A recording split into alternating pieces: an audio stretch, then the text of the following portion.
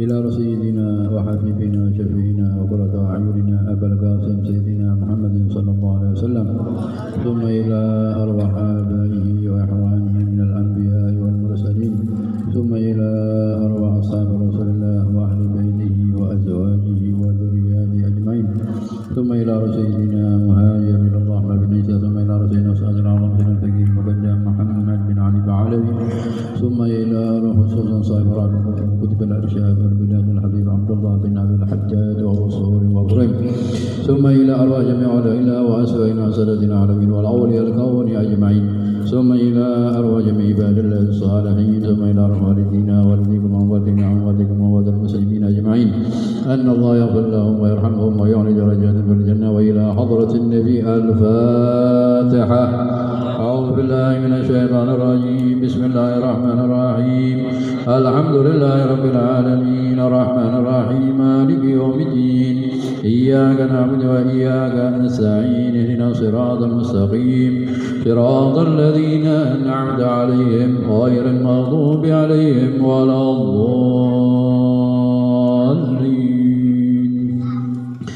الله لا إله إلا هو الحي القيوم لا تأخذه سنة ولا نوم، له ما في السماوات وما في الأرض. من ذا الذي يشفع عنده إلا بإذنه، يعلم ما بين أيديهم وما خلفهم، ولا يحيطون بشيء من علمه إلا بما شاء، وسع كرسيه السماوات والأرض ولا يعوض حفظهما وهو العلي العظيم. آمن الرسول بما أنزل إليه من ربه والمؤمنون كل آمن بالله وملائكته وكتبه ورسله لا نفرق بين أحد من رسله، وقالوا سمعنا وأطعنا غفرانك ربنا وإليك المصير. لا يكلف الله نفسا إلا وسعها، لها ما كسبت وعليها ما اكتسبت. ربنا لا تؤاخذنا إن نسينا وأخطأنا، ربنا ولا تحمل علينا إصرا كما حملته على الذين من قبلنا، ربنا ولا تحملنا ما لا طاقة لنا به، واعف عنا واغفر لنا وارحمنا أنت مولانا فانصرنا على القوم الكافرين. لا إله إلا الله وحده لا شريك له، له الملك وله الحمد يحيي ويميت على كل شيء قدير. لا إله إلا الله وحده لا شريك له، له الملك وله الحمد يحيي ويميت على كل شيء قدير. لا إله إلا الله وحده لا شريك له، له الملك وله الحمد يحيي ويميت على كل شيء قدير. سبحان الله الحمد لله ولا إله إلا الله والله أكبر.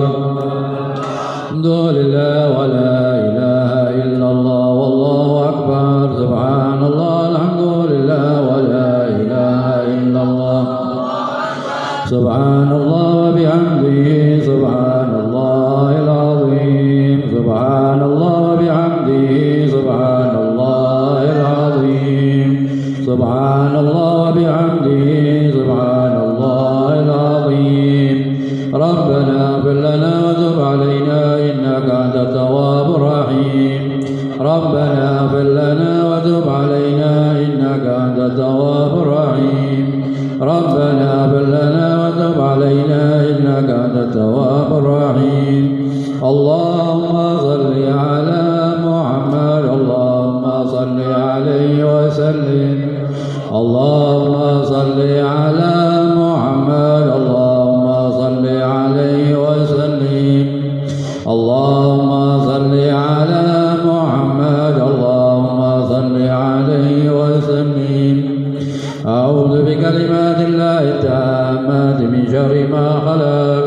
أعوذ بكلمات الله التامات من شر ما خلق. أعوذ بكلمات الله التامات من شر ما خلق. بسم الله الذي لا يضر مع اسمه شيء في الأرض ولا في السماء والسميع العليم. بسم الله الذي لا يضر مع اسمه شيء في الأرض ولا في السماء والسميع العليم. بسم الله الذي لا يضر مع اسمه شيء في الأرض ولا في السماء والسميع العليم.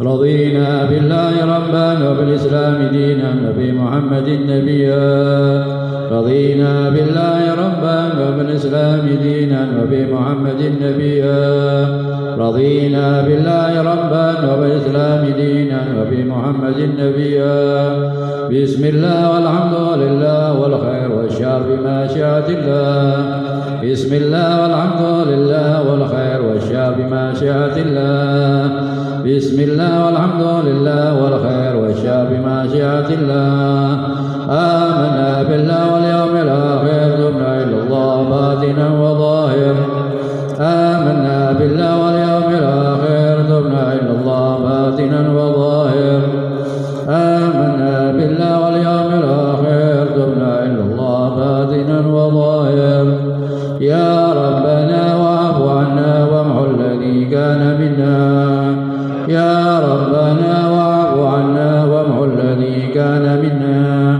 يا ربنا واعف عنا وامحو الذي كان منا يا ذا الجلال والإكرام متنا على دين الإسلام يا ذا الجلال والإكرام متنا على دين الإسلام يا ذا الجلال والإكرام متنا على دين الإسلام يا ذا الجلال والإكرام متنا على دين الإسلام يا ذا الجلال والإكرام متنا على دين الإسلام يا ذا الجلال والإكرام متنا على دين الإسلام يا ذا الجلال والإكرام متنا على دين الإسلام يا قوي يا متين اكفي شر الظالمين يا قوي يا متين اكفي شر الظالمين يا قوي يا متين اكفي شر الظالمين أصلح الله أمور المسلمين صرف الله زر الموضين أمور المسلمين صرف الله زر الموضين أصلح الله أمور المسلمين صرف الله زر الموضين يا علي يا كبير يا عليم يا قدير يا سميع يا بصير يا خبير يا علي يا كبير يا عليم يا قدير يا سميع يا بصير يا لطيف يا علي يا كبير يا عليم يا قدير يا سميع يا بصير يا لطيف يا خبير يا فارج الهم يا كاشف الغم يا من لأهله يغفر ويرحم يا فارج الهم يا كاشف الغم يا من لأهله يغفر ويرحم يا فارج الهم يا كاشف الغم يا من لأهله يغفر ويرحم أستغفر الله رب البرايا أستغفر الله من الخطايا أستغفر الله رب البرايا أستغفر الله من الخطايا أستغفر الله رب البرايا أستغفر الله من الخطايا أستغفر الله رب البرايا أستغفر الله لا إله إلا الله لا إله إلا الله لا إله إلا الله لا إله إلا الله لا إله إلا الله لا إله إلا الله لا إله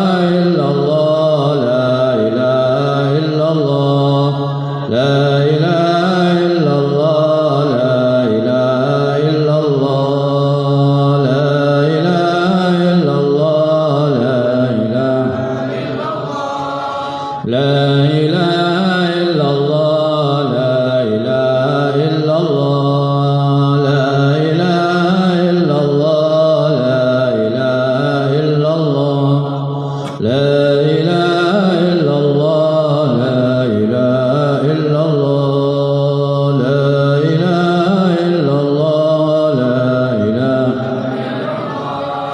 لا إله إلا الله لا إله إلا الله لا إله إلا الله لا إله إلا الله لا إله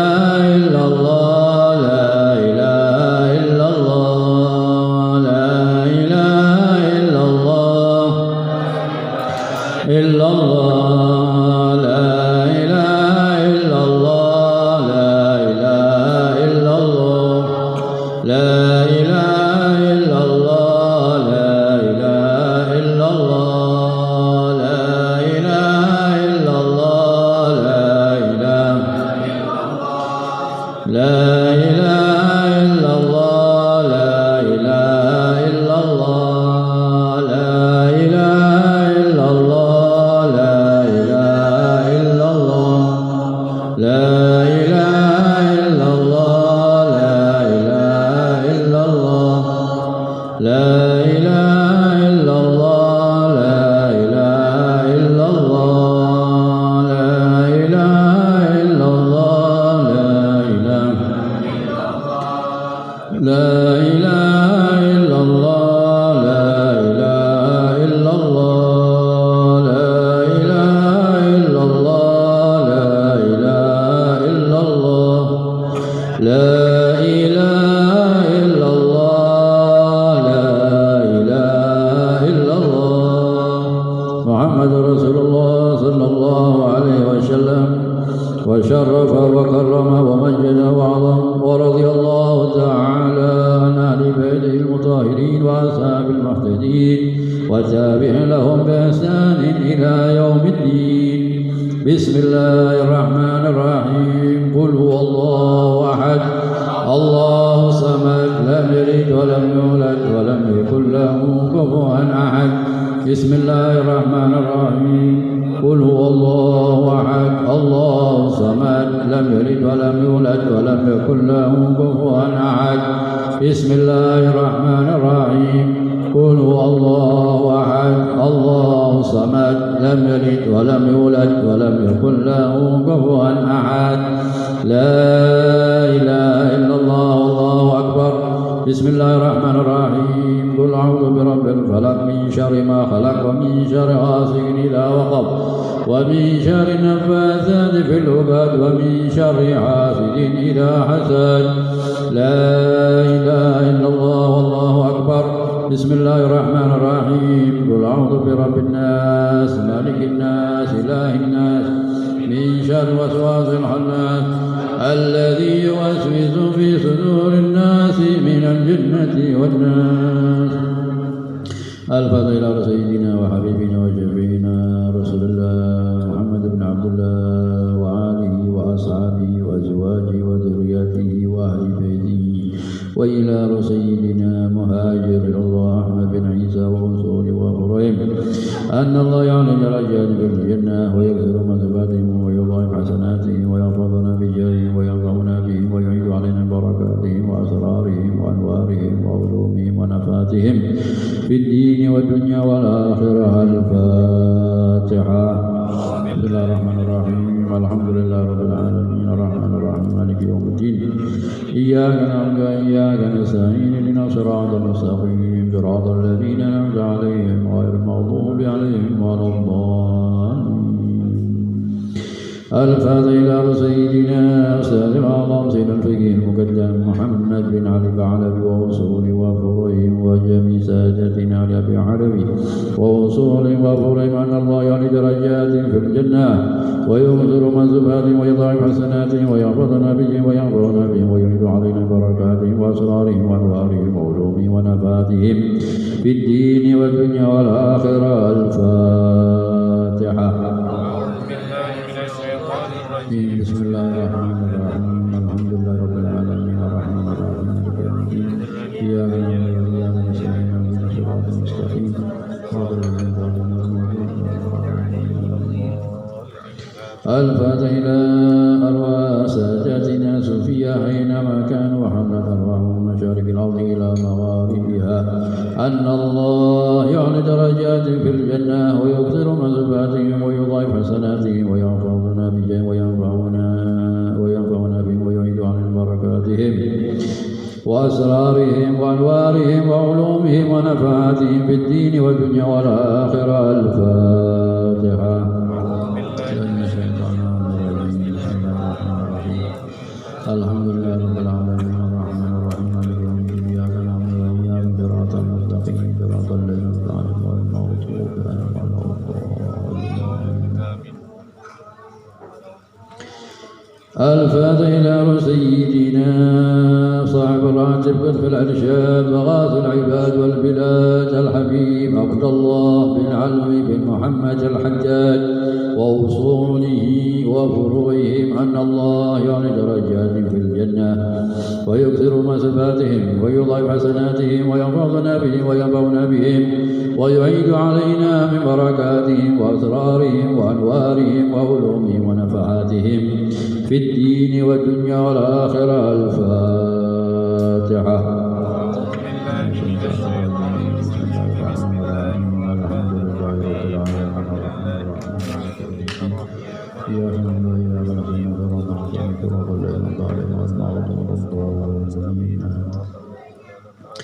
الفاتحة إلى أرواح كافة عباد الله الصالحين ووالدينا ومشايخنا في الدين وذوي الحقوق علينا وأموات أهل البلدة من أهل لا إله إلا الله أجمعين وإلى أرواح أموات المسلمين وأحياهم إلى يوم الدين أن الله يغفر لهم ويرحمهم ويفرج كروب المسلمين ويرحمهم ويشفي مرضاهم ويجمع شملهم على الهدى ويؤلف ذات بينهم ويولي عليهم خيارهم ويصرف عنهم شرارهم ويكفي أيهم شر الفتن والمحن والمضين والمتعدين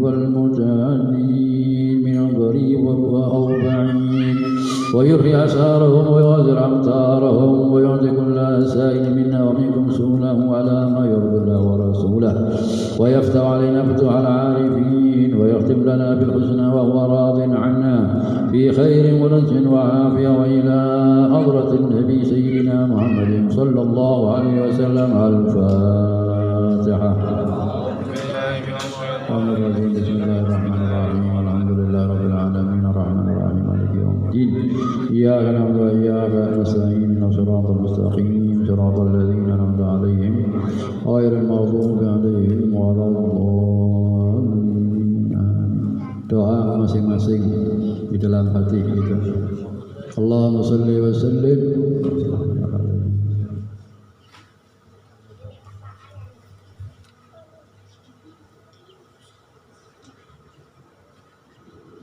يا أول الأولين يا آخر الآخرين يا ذا القوة المتين يا راحم المساكين يا أرحم الراحمين يا أرحم الراحمين يا أرحم الراحمين. ربنا تقبل منا إنك أنت السميع العليم وتب علينا إنك أنت التواب الرحيم. وصلى الله على سيدنا محمد وعلى آله وصحبه وسلم والحمد لله رب العالمين. اللهم إنا نسألك رضاك والجنة ونعوذ بك من سخطك والنار. اللهم إنا نسألك رضاك والجنة ونعوذ بك من سخطك والنار. اللهم إنا نسألك رضاك والجنة ونعوذ بك من سخطك والنار. يا عالم سري منا لا تهتك ستر عنا وعافنا واعف عنا وكن لنا حيث كنا منا لا تهتك ستر عنا وعافنا واعف عنا وكن لنا حيث كنا. يا عالم سري منا لا تهتك ستر عنا وعافنا واعف عنا وكن لنا حيث كنا. جزا الله سيدنا محمد صلى الله عليه وسلم خيرا. جزا الله سيدنا محمد صلى الله عليه وسلم وأهله. جزا الله سيدنا محمد صلى الله عليه وسلم خيرا. جزا الله سيدنا محمد صلى الله عليه وسلم وأهله. جزا الله سيدنا محمد صلى الله عليه وسلم خيرا. جزا الله سيدنا محمد صلى الله عليه وسلم وأهله. جزا الله سيدنا ونبينا محمد صلى الله عليه وسلم أفضل ما جزى نبيا أمته. يا الله بها يا الله بها يا الله بحسن يا الله بها يا الله بها يا الله بحسن الخاتمة. يا الله بها يا الله بحسن الخاتمة يا كريم.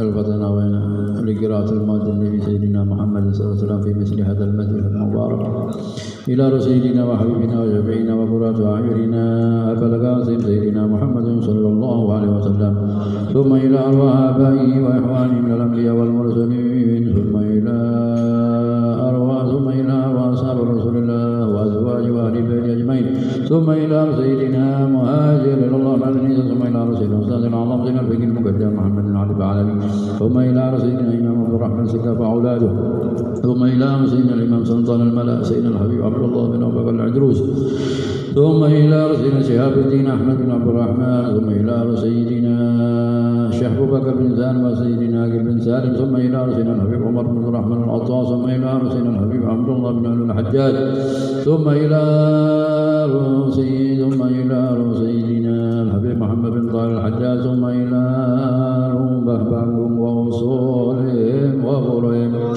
ثم إلى أرواح جميع الأهلاء وأسفل إلى وزارة العالمين والأولياء الكون أجمعين ثم إلى أرواح جميع عباد الله الصالحين ثم إلى أرواح والدينا والديكم وأمواتنا وأمواتكم وأموات المسلمين أجمعين أن الله يتغشى بالرحمة والمغفرة ويسكنهم ليفرج المسلمين ويختم لنا ولكم بالحسنى بخير ورزق وعافية وإلى حضرة النبي الفاتحة.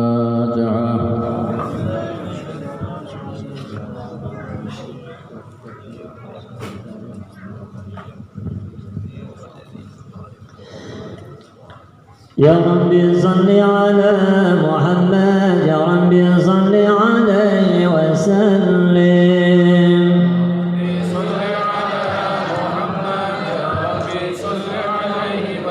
يا رب صل على محمد حبيبك الشافع المشفع يا رب صل على محمد يا رب صل عليه وسلم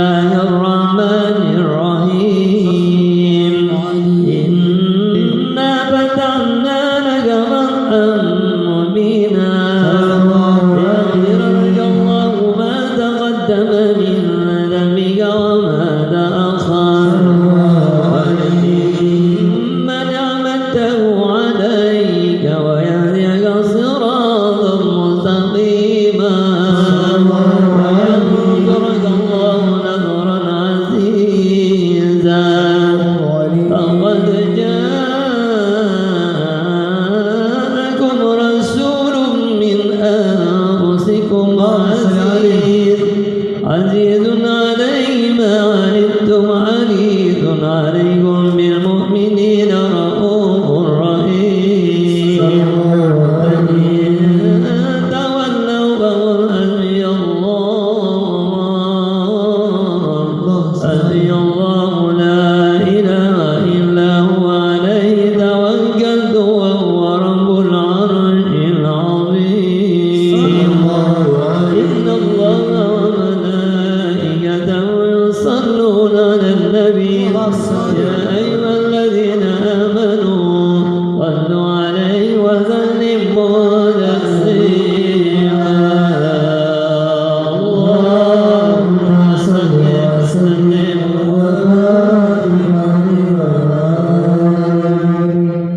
اللهم صل وسلم وبارك عليه وعلى آله. الحمد لله الذي هدانا بعبد المختار من دعانا إليه بالإذن وقد نادانا لبيك يا من دلنا وحدانا صلى عليك الله بارك الذي بك يا وشفه حصنا وحبانا مالك الكلمات نسرك الأسماء فهم سبل النجاة حمانا وعلى صحابتك الكرام حماة دينك أسبغ لبلاه عنوانا وتابعين لهم بصدق ما حدا حاد المودة هيج الأشيانا والله ما ذكر الحبيب لدى المحب إلا ونوالها النشوانا أين المحبون الذي عليهم بذل النفوس مع النفائس هانا لا يسمعون بذكر طه المصطفى إلا به انتعشوا ودبارانا واحتاجت الأرواح تشتاق اللقاء وتحن تسأل ربها رضوانا حال المحبين كذا فاسمع إلى سير المشاف والهب الآذانا وانصت إلى أصاب طه المجتبى واعذر لقلبك يمتني وجدانا يا ربنا صل وسلم دائما على حبيبك من إليك دعانا اللهم صل وسلم وبارك عليه إلهي نسألك في الاسم الأعظم وجاه المصطفى فرج علينا ببسم الله مولانا ابتدينا ونحمده على نعمه فينا يا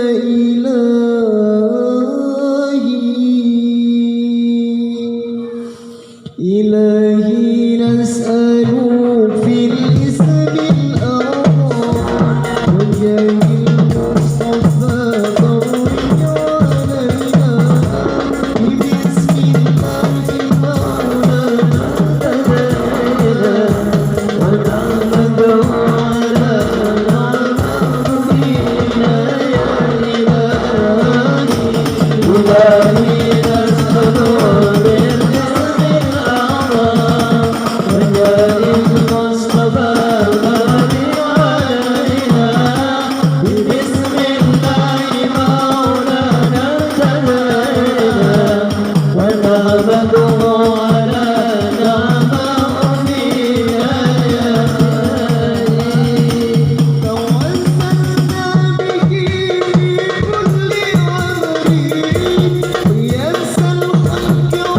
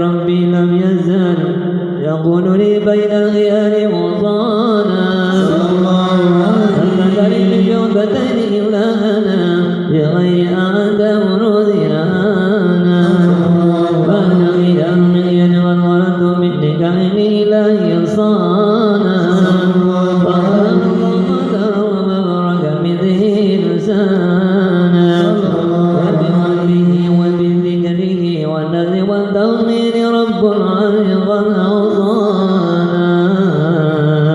يا ربنا صل وسلم دائما آمين كما إليك دعانا اللهم صل وسلم كم مربي من صعدي ودياري وانظرني وأهلي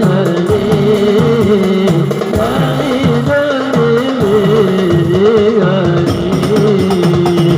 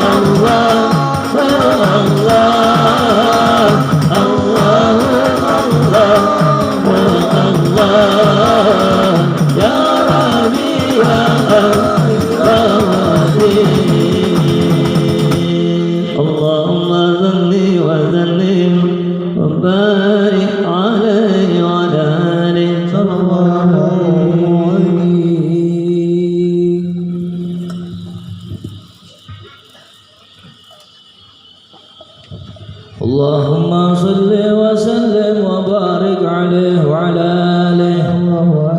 هذا وقد نشر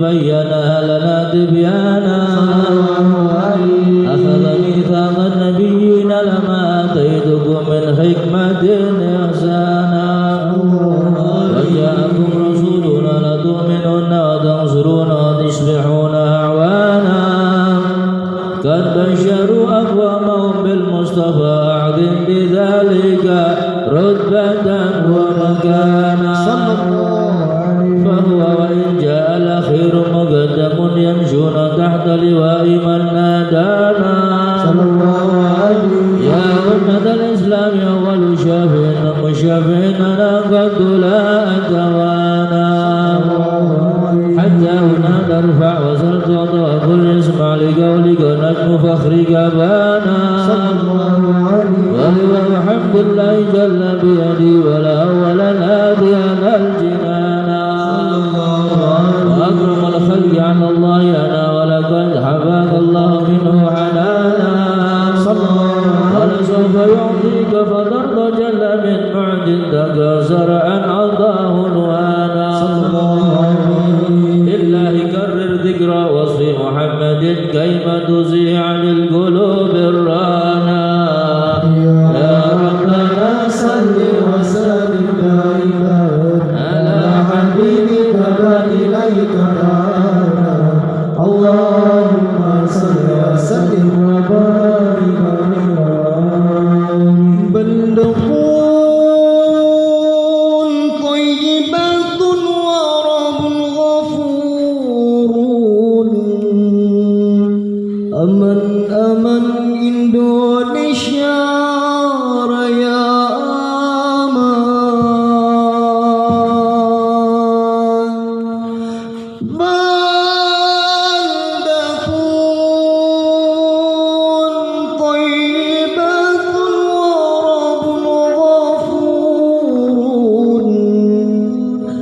أمن إندونيسيا ريا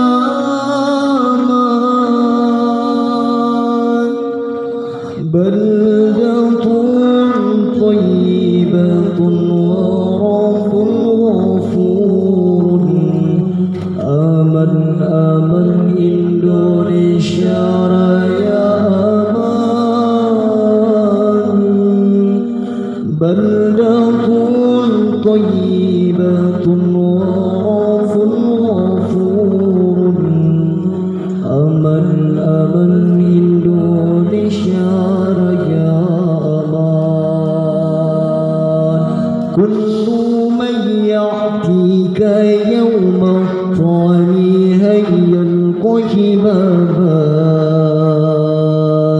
يا للوطن يا للوطن يا للوطن حب الوطن من الإيمان ولا تكون من الإيمان فيها نور الوطن يا للوطن يا للوطن يا للوطن حب الوطن من الإيمان ولا تكون من الإيمان فيها نور الوطن إندونيسيا الذي أدام الله ربنا كل من يأتيك يوم القوم هيا طيبنا كل من يأتيك يوم القوم هيا طيبنا يا الوطن يا الوطن يا الوطن كل الوطن من الإيمان ولا تكون من الإيمان إن نور الوطن يا الوطن يا الوطن حب الوطن من الإيمان ولا تكون من الإيمان إن نور الوطن إندونيسيا بلادي أنت الله مطانا كل من يأتيك يوم القوم هيا طيبنا كل من يأتيك يوم القوم هيا طيبنا Kusaka hati wahai tanah airku, cintamu dalam imanku nasibmu. Bangkitlah hai bangsaku, Pusaka hati oleh kerana ikut cintamu dalam imanku. Jangan harapkan nasibmu. Bangkitlah hai bangsaku. Indonesia negeriku, engkau panji martabatku. Siapa datang mengancammu kan binasa di bawah durimu. Siapa datang mengancammu kan binasa di bawah durimu. Ya Allah, ya Allah,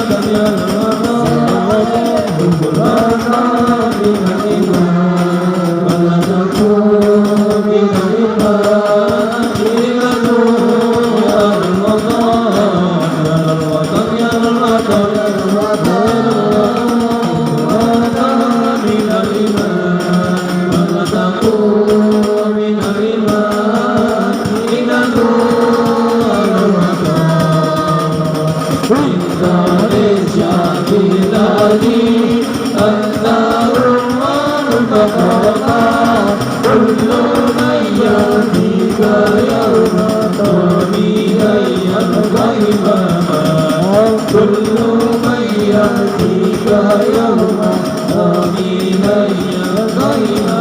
izinkan ayah, izinkan ibu, izinkan kami pergi berjuang di bawah kibar dan bendera ilmu. Majulah yo maju serba-serbu, tidak kembali pulang. Sebab doang kita yang menang, walau jarang BDSTB dan perang. Demi agama ku rela berkorban, demi negara ku rela berkorban. Maju ayo terus maju, singkirkan dia tipisan habis mereka.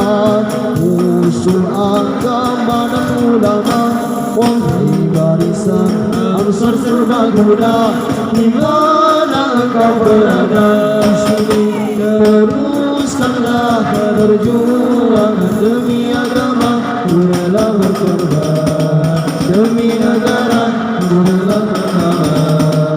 Allahumma salli ala sayyidina Muhammad salatan turaidu wa tunashiku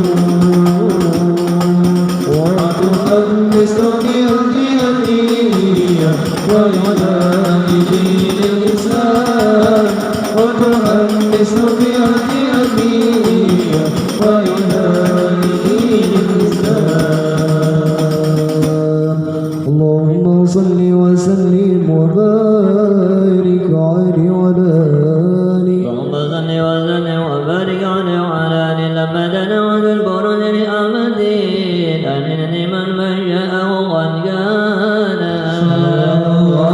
ويمينهم الأمينة بدوام الملا على الإله مكانا وعلي المنتر عبد الله بن عبد المطلب رأى البرهانا وكان يمر نورها وزمه وزرع الابن مزون عيانا ووجه ذلك ابن ملا ابن قزين كان وزنه من عاقب الجان قد اعتل أعلى بذلك أجانا ومن ذل المنتبه أن تترى بسلسلة أذول عدنانا وهناك ولم يرمي الأسماعيل كان للأبي معوانا وإنما عملا بها منة لم تكن شيئا جهود لدوانا وفي أعظم من رب السماوات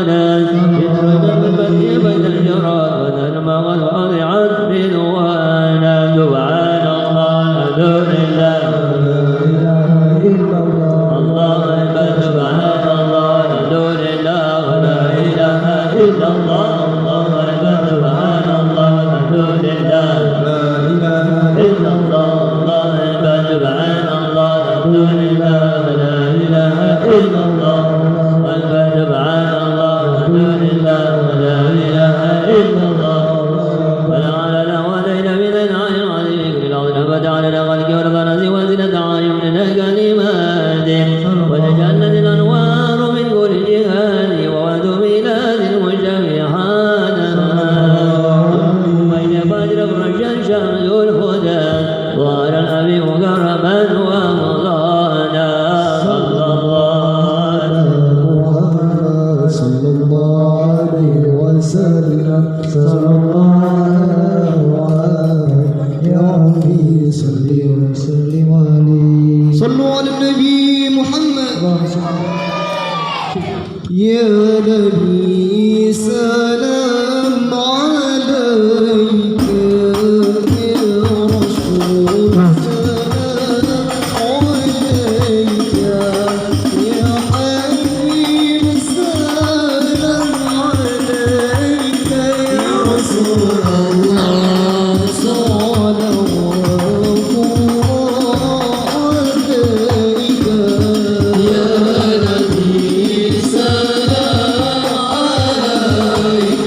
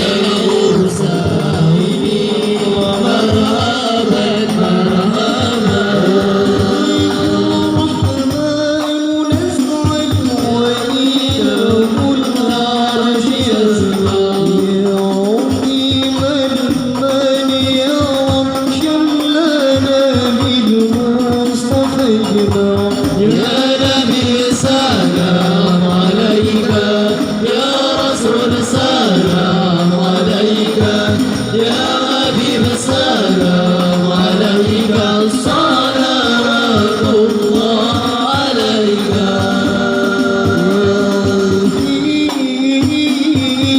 فانظر إلينا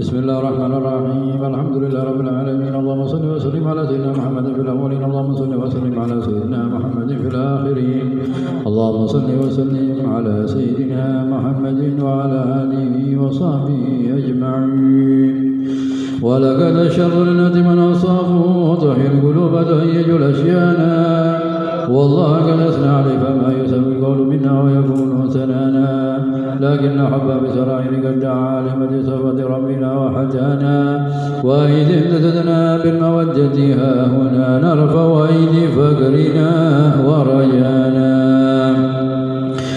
للواحد الأحد العلي إلهنا متوسلين بمن إليه دعانا مختاري وحبيبي وصفي زين الوجود به الإله حبانا يا ربنا يا ربنا يا ربنا بالمصطفى أقبلنا أجب دعوانا أنت لنا يا ظهرنا في هذه الدنيا وفي أخرانا أصلح لنا الأحوال واغفر ذنبنا ولا تؤاخذ ربي إن أخطانا واسلك بنا في نهج طه المصطفى ثبت على قدم الحبيب خطانا أرنا بفضلك طلعة أحمد في بهجة عين الرضا ترعانا واربط به في كل حال حبلنا وحبال من ودى ومن والانا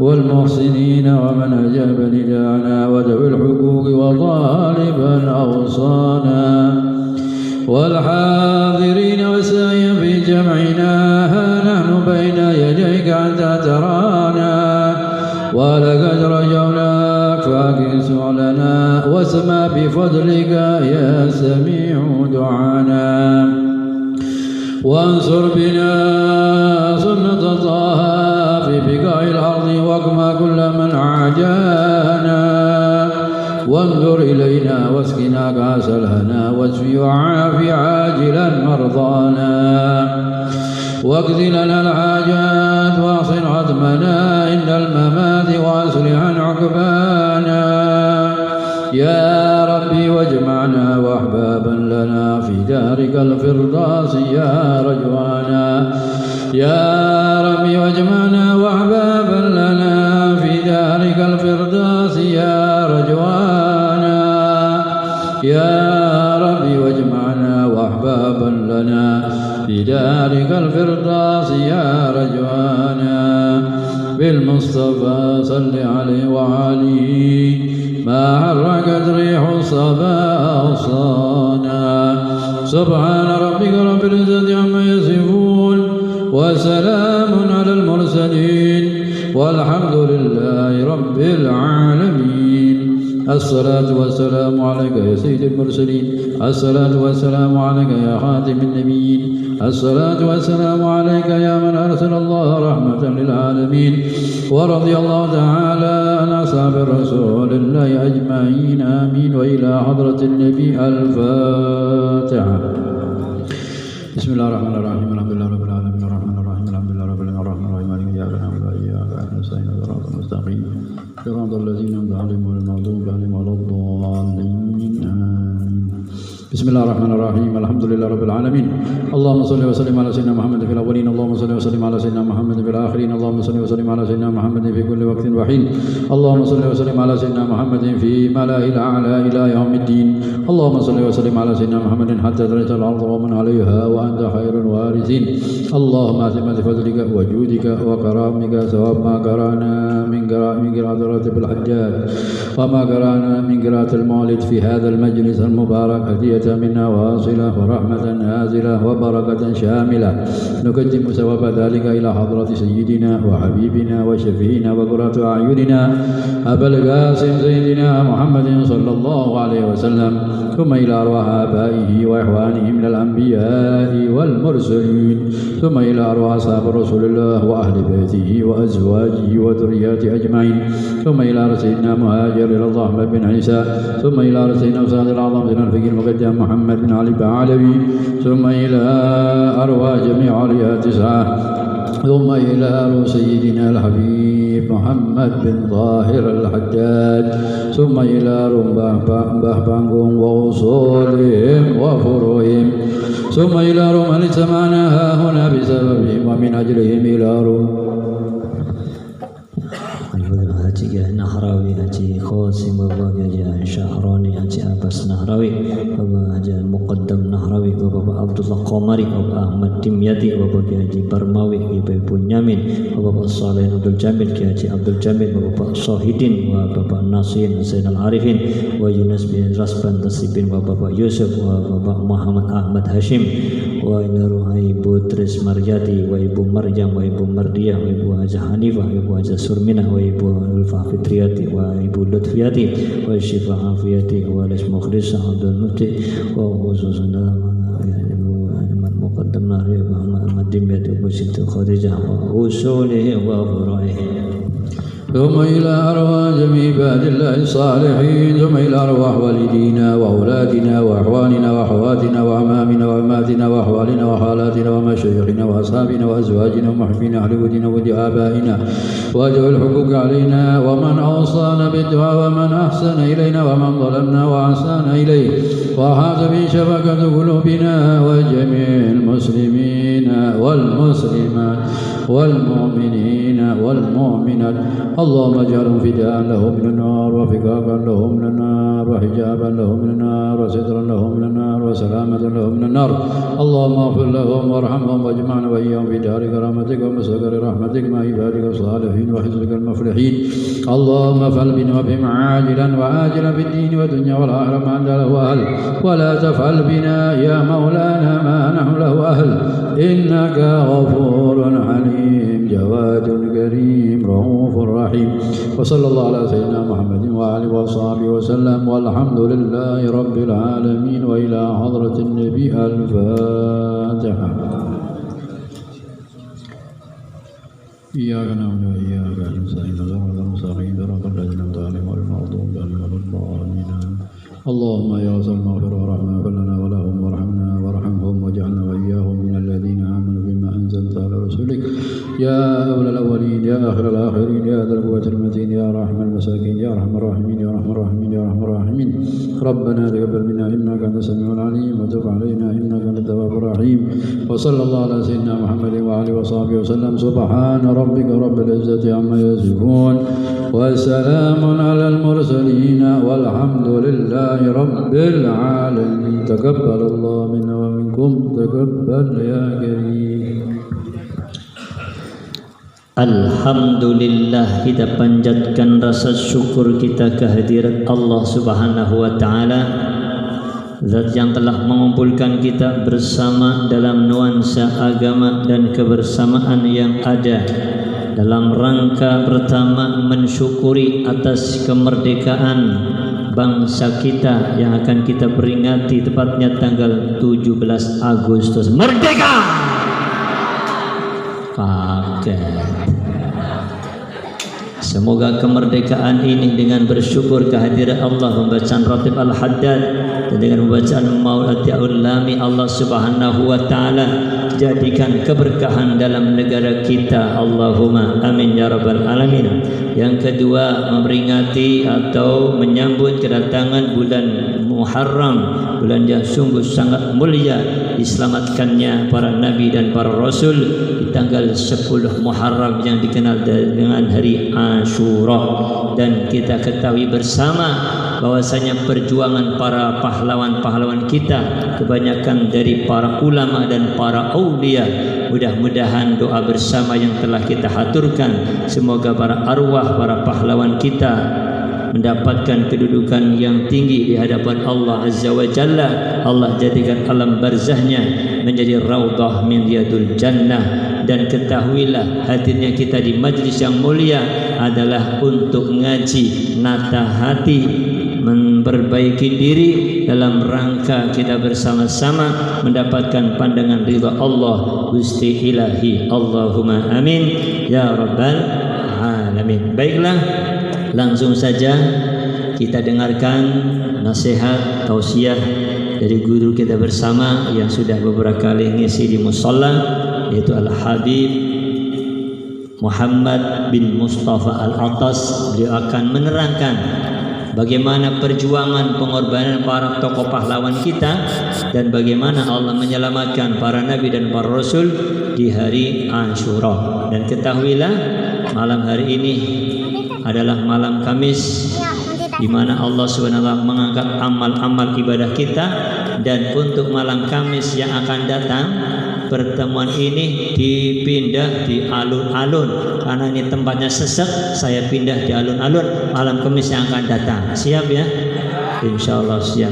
Mudah-mudahan semuanya bisa menghadirinya. Kepada beliau Al Habib Muhammad bin Mustafa Al-Atas, waktu dan tempat dipersilahkan. Allahumma salli ala sayyidina Muhammad.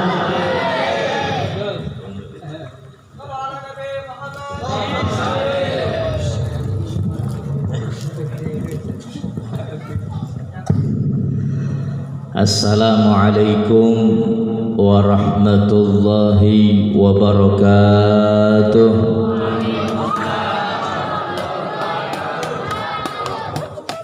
Alhamdulillahilladzi bi ni'matihi tatimmus shalihat wa tanzilul barakat wa tahsulun nafahat.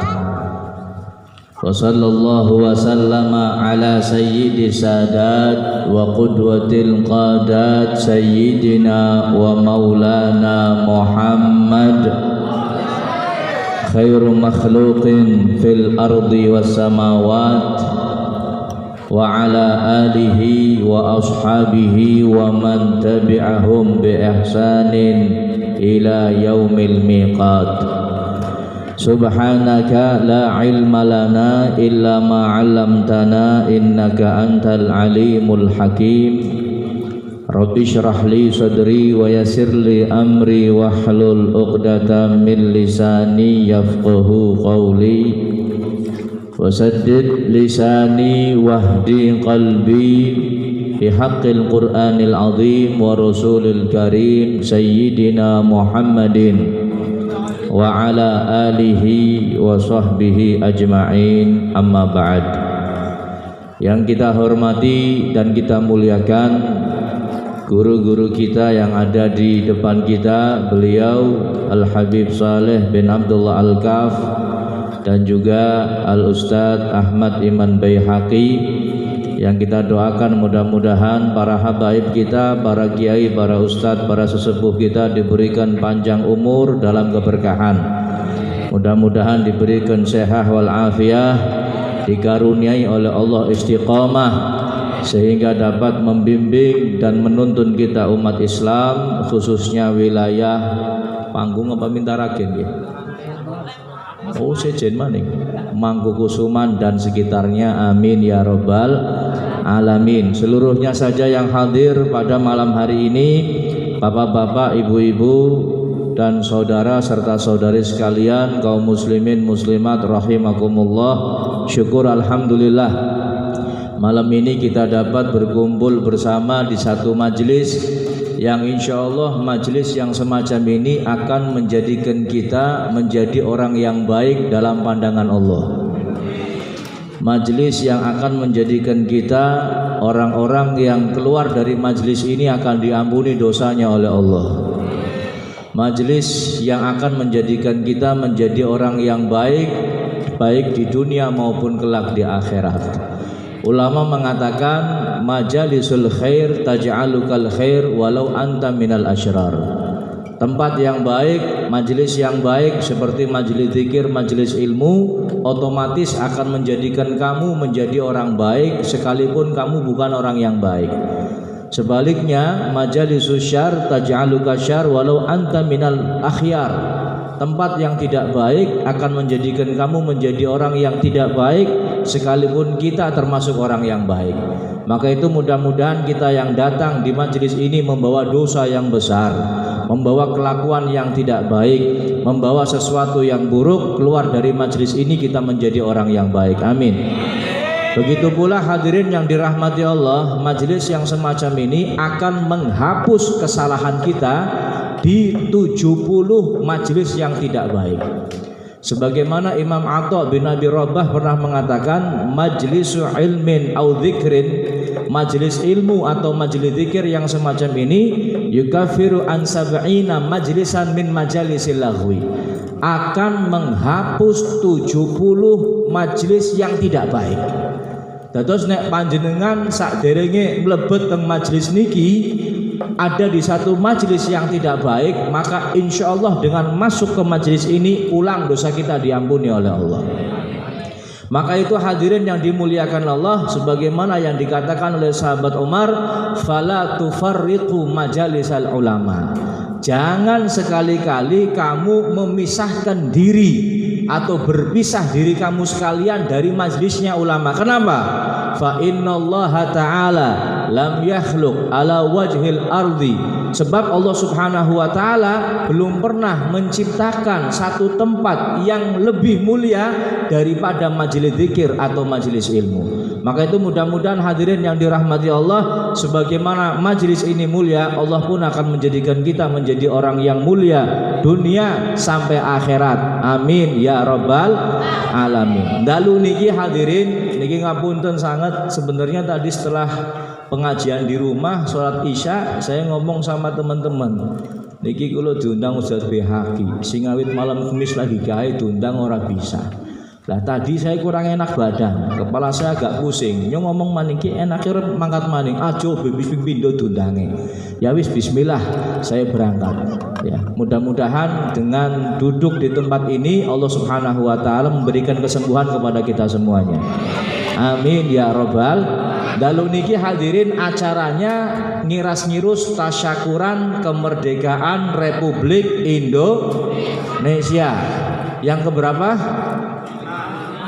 Yang ke-75. Alhamdulillah Allah berikan nikmat kemerdekaan kepada bangsa Indonesia sudah 75 tahun.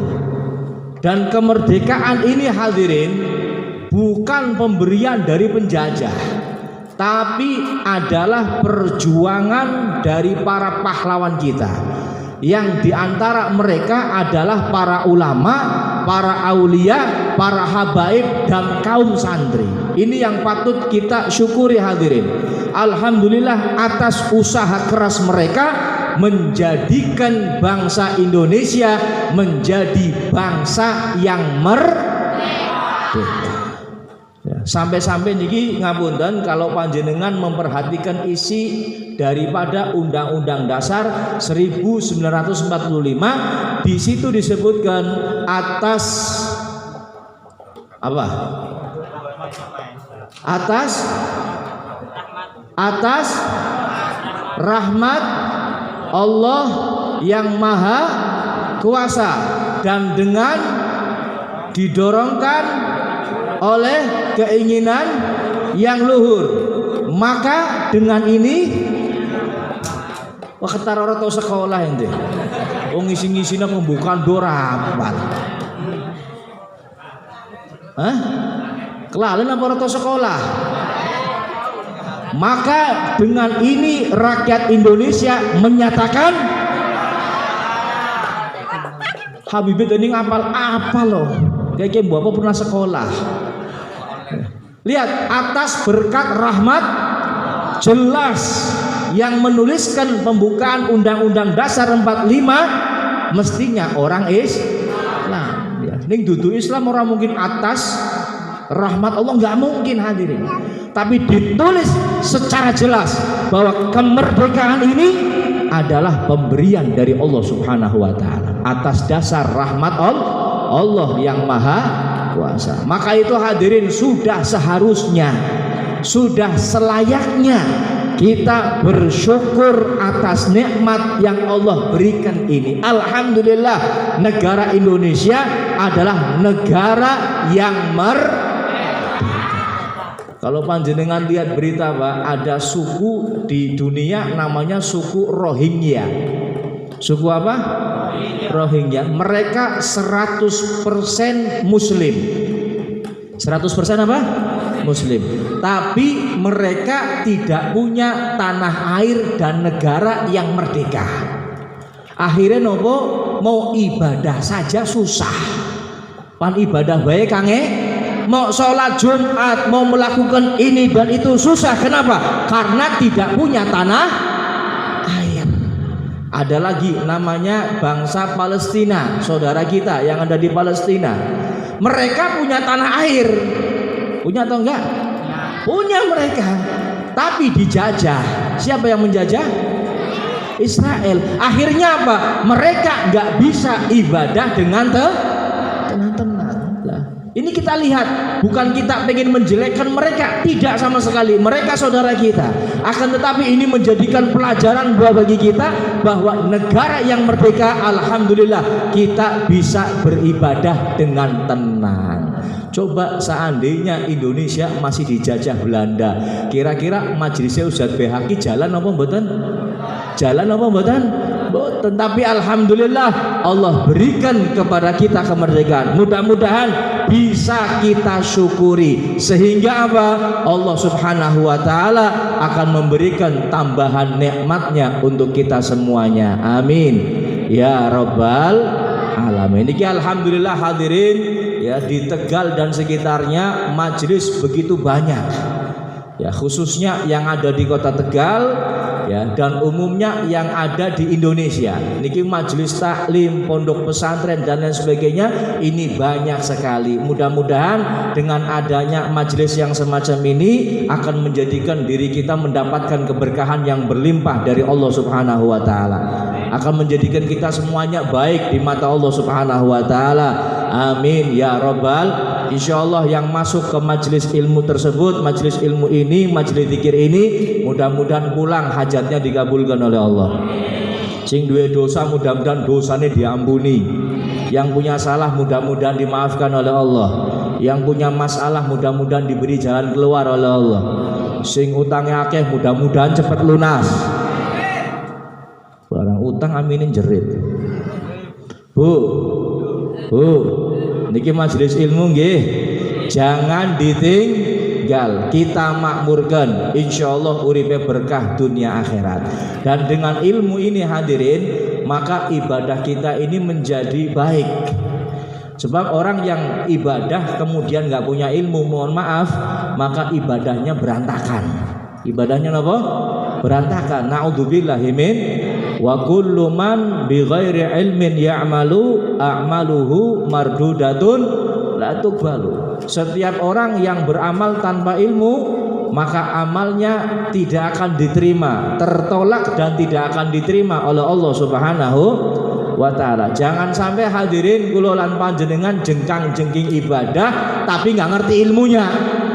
Ya, akhirnya jare wong Tegal muspro. Ngerti muspro? Apa muspro? Sia-sia.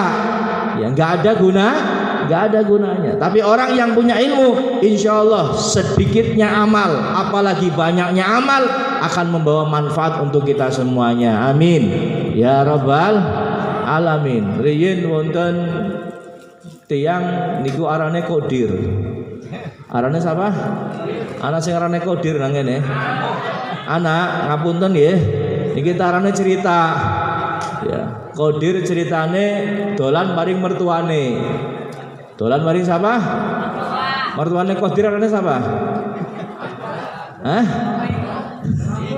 Ceritane dolan, barang dolan nang mertuane wuruh mantune teka ngomong paring Kodir, "Dir, kenapa bah? Mengko kon nang musala, kira musala apa nggih? Mambaul hikmah, Mambaul iman. Mau kon dadi imam ya maghrib ya nyentak dadi makmum kalau rada mumet, Dir." "Oh nggih, Bah." Kodir dikongkon mertuane senenge luar biasa, bunga sing luar biasa. Wis pokoke nyong dong ngimami pan baca sing apik suarane, ya sing fasih, surate sing rada dawa sing nyong apal. Akhirnya Kodir maghrib ngimami dikongkon mertuane nang mburi. Allahu akbar. Wis takbiratul ihram, Kodir baca surat Bismillahirrahmanirrahim wadduha. Kayak Ustaz Behaki suaranya enak kok nggih. Walaili idza saja ma wadda'aka rabbuka wa ma qala. Mertuane gembor, subhanallah. Kodir bingung. Akhirnya ngulang maning Bismillahirrahmanirrahim wadduha walaili idza saja. Subhanallah jare mertuane. Dulangi maning Bismillahirrahmanirrahim wadduha. Mertuane gembor maning subhanallah. Kodir bingung kok, linguk memburi. "Bah, sing salah nang endi, Bah?" Jare mertuane, "Dir, kon durung maca Fatihah, Dir. Bisane maca surat." Lah niki hadirin yang dirahmati Allah, ya niki kelalen kados niki mawon bisa menyebabkan sholatnya rusak. Sholatnya rusak mboten? Rusak kok, pati-pati liku memberi rusak kok. nggih, wis batal imame. Sewise batal, abahe mertuane jawab, "Kon durung baca Fatihah, batal maning." Akhirnya bubar. Yang lupa seperti ini saja hadirin menyebabkan sholat itu kacau. Nopo malih kula lan panjenengan mboten ngertos ilmune. Lho Bib, apa ada yang semacam itu? Saya menangis sendiri, Pak. Di daerah daerah Panggung, tidak akan saya sebutkan namanya. Nang daerah pinggiran Tegal, Perak Panggung wis. Saya pernah jadi makmum. Niki asli nyata, kenyataan hadirin. Saya mengalami sendiri. Wis di salah satu masjid saya jadi makmum sholat maghrib. Ya niki imami wis tua, nemen Fatihah bacanya pas-pasan sudah. Sawise Fatihah maca kulhu. Bismillahirrahmanirrahim. Qul huwallahu ahad, Allahu somad. Rampung kulhu, lah niki imam maca Bismillahirrahmanirrahim. Kulhu sungsang raja iman kudungku. Kulhu sungsang diwaca nang salat coba. Yang seperti ini terjadi hadirin. Loh, perangsane orang terjadi. Wis rambung salat nyong ludik jejer, Mas, ki model kayak gini ngimam wis pirang tahun. Kayong pan seumur urip bib kayak gini ngimam ini. La haula wala quwata illa billah. Yang semacam ini terjadi hadirin dan terjadi di Tegal lagi. Ya mulane niki alhamdulillah di daerah Mangkukusuman, daerah Mintaragen, Perak Panggung ada ustadz, ada guru, ada yang mengajarkan ilmu agama, ada ya majelis ilmu, ada majelis zikir. Monggo panjenengan makmurkan supaya apa? Minimal ibadah yang kita lakukan bisa benar sesuai dengan syariat. Ibadah kalau sudah benar, insya Allah bakal diterima kali Gusti Allah. Mungkin ini saja hadirin yang dirahmati Allah. Masih ada Habib Soleh Al-Kaf yang akan memberikan tausiah kepada kita. Mudah-mudahan yang sekelumit ini bermanfaat, khususnya untuk diri saya pribadi, umumnya untuk kita semuanya. Hadzal afu minkum. Assalamualaikum warahmatullahi wabarakatuh.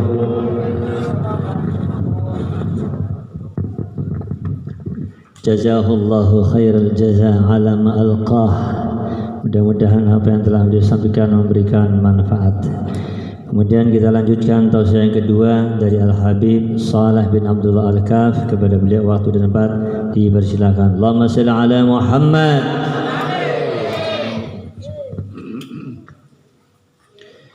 Assalamualaikum warahmatullahi wabarakatuh. Alhamdulillah.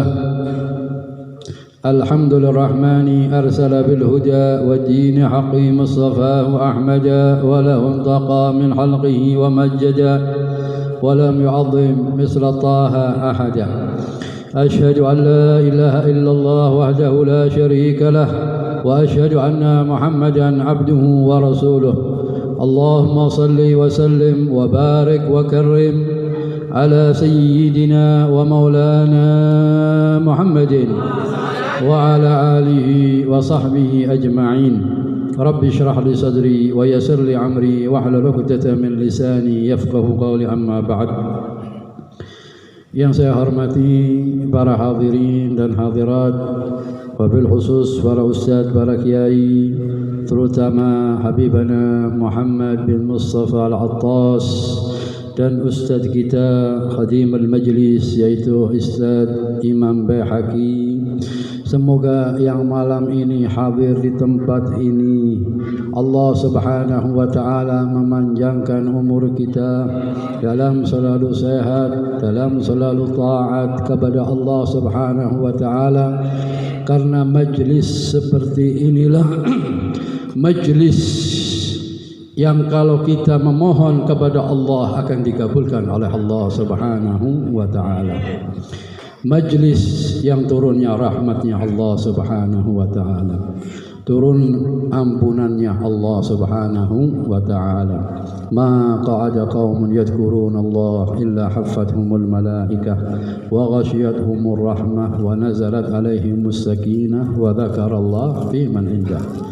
Kita tidak duduk seperti ini para hadirin kecuali kita dikelilingi oleh para malaikatnya Allah subhanahu wa ta'ala dan diliputi rahmatnya Allah subhanahu wa ta'ala.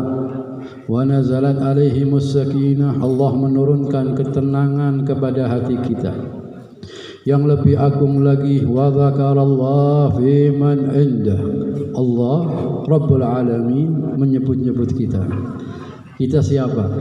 Tapi karena kita hadir di majlis yang mengingat Allah, maka nama kita disebut oleh Allah Subhanahu wa taala.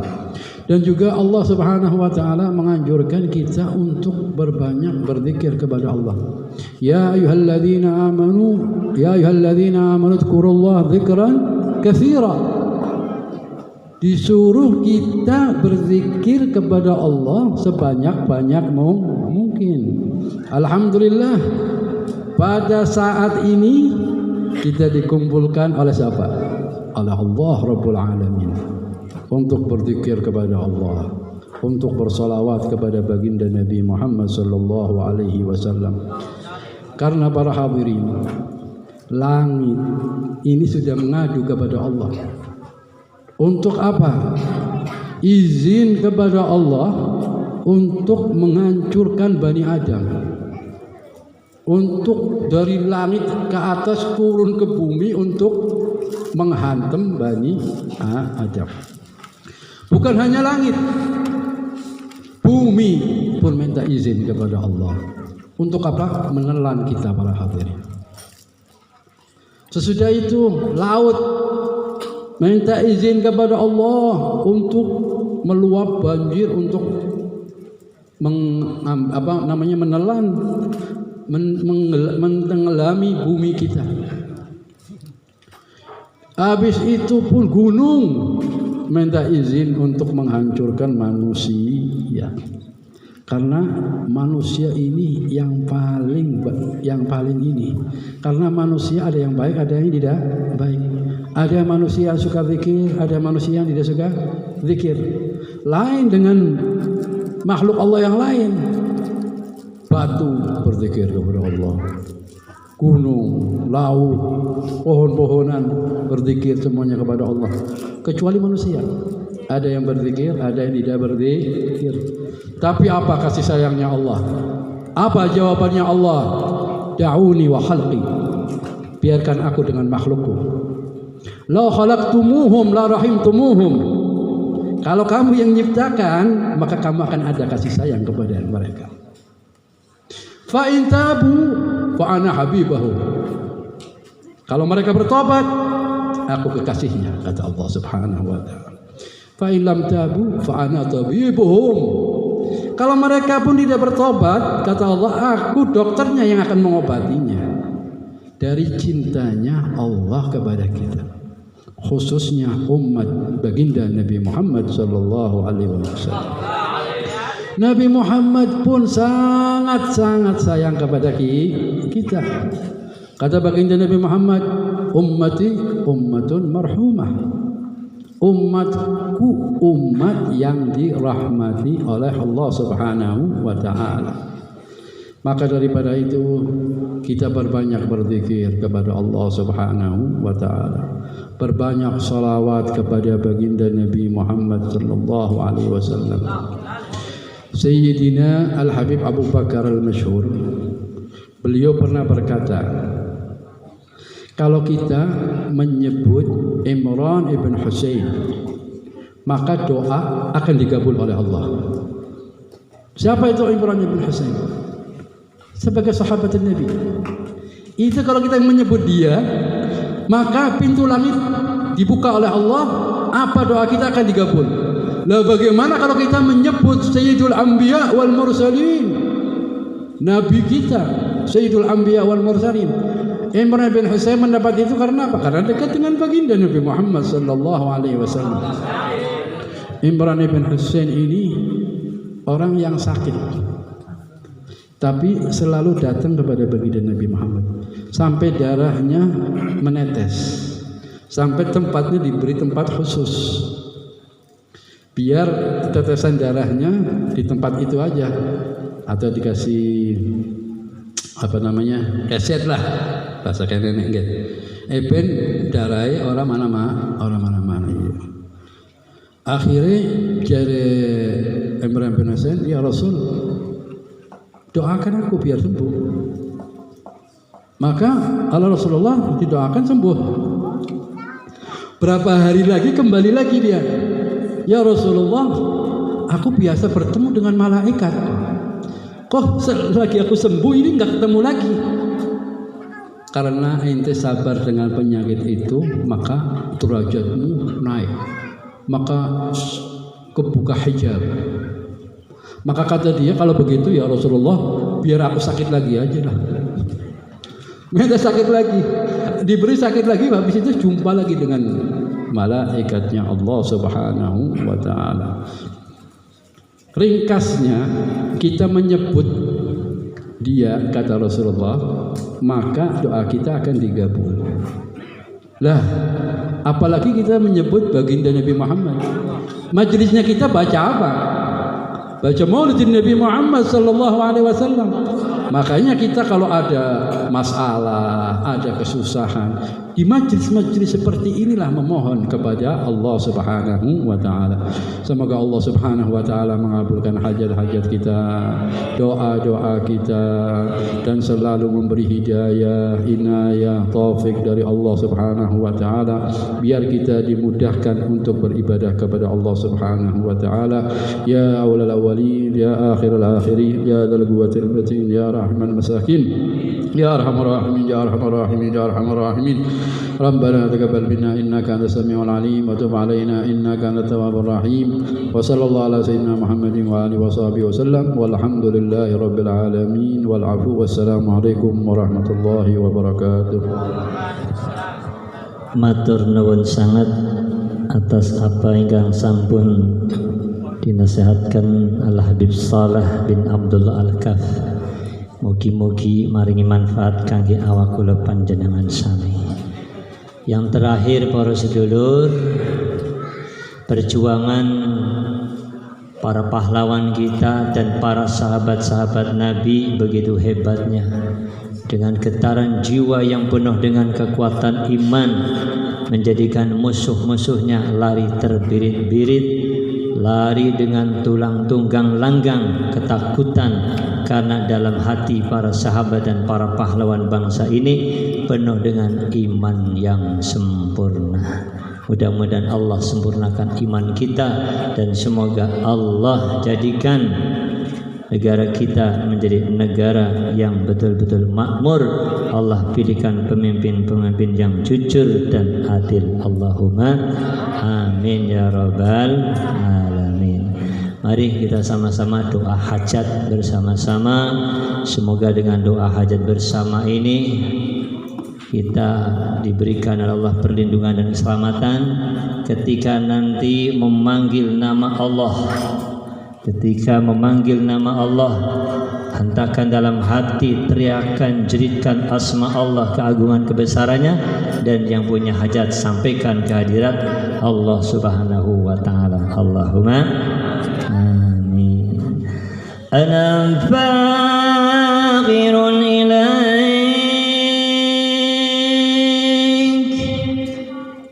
ilaik ya Rabb,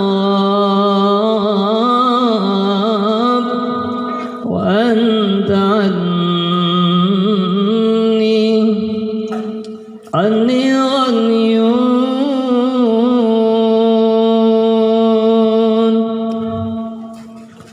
أنا فاقر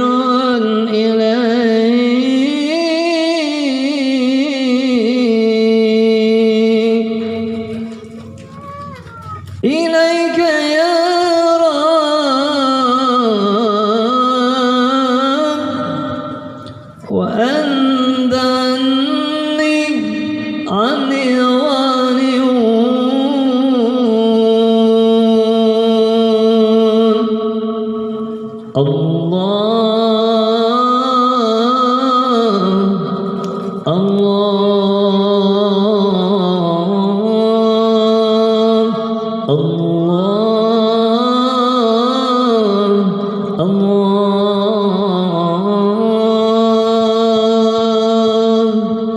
صلاة بالسلام المبين لنقطة التعين يا غرامي صلاة بسلام المبين لنطق دائري يا غرامي صدعت بسلام المبين لنطق دائري يا غرامي الله الله صلاة بسلام المبين لقد دعيني يا الله يا غرامي صلاة بسلام المبين لقد دعيني يا الله الله الله صلاة بسلام المبين لقد دعيني يا الله يا غرامي رسول الله حبيب الله رسول الله حبيب الله رسول الله حبيب الله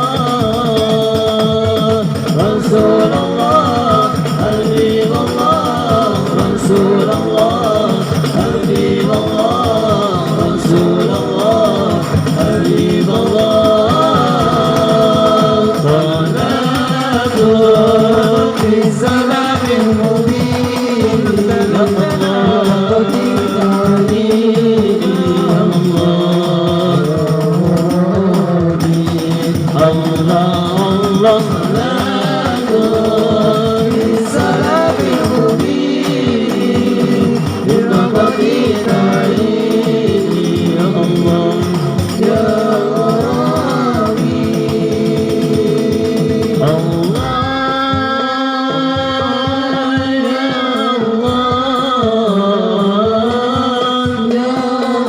Makanya suaranya dikurangi, dikecilkan. Alhamdulillah Alhamdulillahi Rabbil Alamin Hamdan na'imin hamdan syakirin Hamdan yuwafi ni'amahu wa yukafi'u mazida Ya Rabbana lakal hamdu kama yanbaghi li jalali wajhika wa li'azimi sultanik اللهم صل على سيدنا محمد الفاتح لما أغلق والخاتم لما سبق ناصر الحق بالحق والهادي إلى صراطك المستقيم وعلى آله وصحبه حق قدره ومقداره العظيم لا إله إلا أنت سبحانك إني كنت من الظالمين ربنا ظلمنا أنفسنا وإن لم تغفر لنا وترحمنا لنكونن من الخاسرين ربنا هب لنا من أزواجنا وذرياتنا قرة أعين واجعلنا للمتقين إماما رب اجعلني مقيم الصلاة ومن ذريتي ربنا وتقبل دعاء ربنا وتقبل دعاء ربنا وتقبل دعاء ربنا اغفر لي ولوالدي ربنا اغفر لي ولوالدي ربنا اغفر لي ولوالدي وللمؤمنين يوم يقوم الحساب اللهم اهدنا واهد بنا واجعلنا سببا لمن اهتدى اللهم اهد الناس جميعا اللهم يا رب كل شيء بقدرتك على كل شيء اغفر لنا كل شيء ولا تدعنا عن كل شيء ولا تعذبنا بكل شيء وآتنا كل شيء من حوائجنا الدنيا والآخرة آتت الدنيا بالميسرة وعاجل الآخرة بالمغفرة يا رباه ويا غوثاه برحمتك نستغيث يا أرحم الراحمين. Ya Allah, ya Rabb, ya Tuhan kami, Pada kesempatan malam hari ini ya Allah kami berkumpul dengan para habaib Dzurriyyatur Rasul yang ada tetesan darah Rasul, berkumpul dengan para ulama, para asatidz, dengan para ahli pecinta salawat kehadiran Nabi Muhammad. Ya dalam bersama-sama berkumpul karena Engkau ya Allah, berpisah karena Engkau ya Allah, mengharapkan kasih sayang rahmat-Mu ya Allah, mengharapkan ampunan-Mu ya Allah, mengharapkan agar hati kami disatukan ya Allah. Kemenangan kesuksesan para pejuang-pejuang bangsa ini tiada lain adalah karena keyakinannya yang lurus kehadirat-Mu ya Allah. Bersatunya ada dalam hati mereka ya Allah, menjadikan Engkau turunkan kasih sayang rahmat-Nya dan kasih sayang-Nya, maka satukan hati kami umat Islam bersama ya Allah. Wa ya ghadha bi rahmatika nastaghithar amar rahimin. Di antara kami ya Allah banyak yang sakit, sembuhkanlah sakitnya ya Allah. Yang sakit fisik ataupun sakit hati, sembuhkan sakit hatinya. Yang dalam hatinya ada dendam, kesumat, kebencian terhadap sesama saudara, hilangkan itu semuanya ya Rabb. Ya Allah, bersihkanlah hati-hati kami ya Allah dengan kasih sayang mahabbah terhadap-Mu, kecintaan yang mendalam terhadap kekasih-Mu Nabi Muhammad. Ya Allah, ya Allah, ya Rabbah wa ya Ghadha bi rahmatika nastaghithar amar rahimin. Kesempatan malam hari ini ya Allah, pandanglah kami dengan pandangan rahmat-Mu, pandangan kasih sayang-Mu. Sungguh kehidupan di dunia tanpa rahmat-Mu tidak akan sukses ya Allah. Tanpa kasih sayang rahmat-Mu kami tidak akan berhasil untuk masuk surga-Mu ya Allah. Betapa banyak dosa-dosa kami, dosa mata yang telah kami lakukan, dosa telinga, dosa tangan, dosa kaki, dosa dari ujung rambut sampai ujung kaki, dibunuh dengan dosa-dosa yang banyak ya Allah. Akan tetapi ketahuilah sesungguhnya ampunan-Mu ya Allah jauh lebih besar dibanding dosa-dosa kami. Kasih sayang rahmat dan maghfirah-Mu lebih besar dibanding dosa-dosa dan khilaf kami ya Allah. Di antara kami ya Allah ada yang punya hajat, kabulkan hajat kami semua. Ajadid dunya bil maisarah, ajadil akhirah bil maghfirah ya Allah ya Rabbah. Sungguh Engkau telah mengetahui apa yang terselinap dalam hati kami dan sanubari ya Allah. Satukan kami semuanya Allah dalam kanun-Mu, dalam kasih sayang-Mu ya Rabbah ya Rabb. Natawassalu bi sayyidina Muhammad iqdi jami' hajatina ya Allah. Jadikan anak-anak kami saleh-salehah, jadikan anak-anak kami ya Allah menjadi orang yang mengenal-Mu, ittiba dengan sunnah Nabi-Mu ya Allah ya Allah ya Allah ya Allah ya Rasulullah ya Habiballah ya Rasulullah ya Habiballah ya Rasulullah ya Rasulullah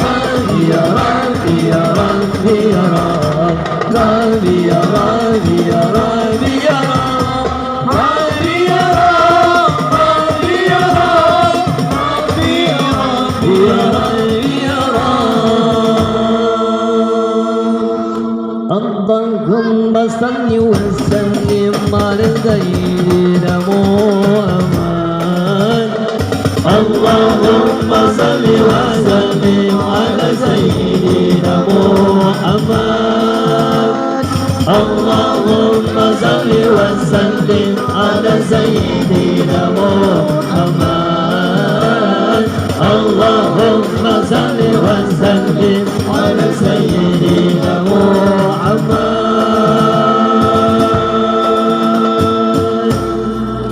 ربنا آتنا في الدنيا حسنة ربنا آتنا في الدنيا حسنة وفي الآخرة حسنة وقنا عذاب النار آمين آمين آمين يا الله آمين آمين آمين يا الله آمين آمين آمين يا الله آمين يا الله آمين يا الله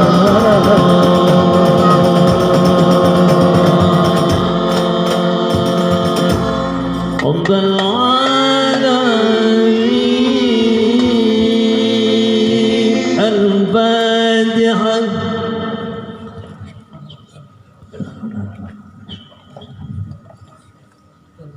اللهم اهدنا بالإيمان اللهم اهدنا بالإسلام اللهم اهدنا بالإحسان اللهم اهدنا لحسن خاتمة اللهم إنك لا من الدنيا لا إله إلا الله محمد رسول الله صلى الله عليه وسلم على nahyan برحمتك الحمد لله رب العالمين. Untuk para undangan khusus, para asatid ingkang kula aturi